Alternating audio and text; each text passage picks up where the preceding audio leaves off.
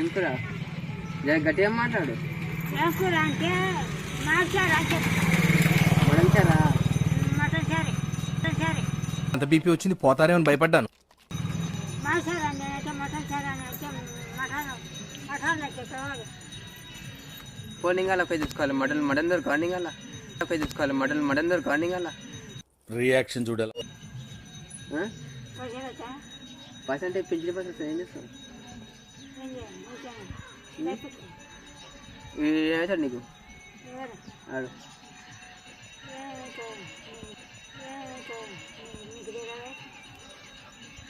మన 50 పర్సెంట్ ఏం చేస్తావు? మన 50 ఇస్తానా?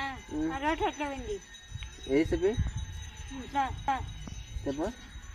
కొంబ ఇంటి కొంబ అలవాటు అనే లేదు. ఎందుకేమైంది?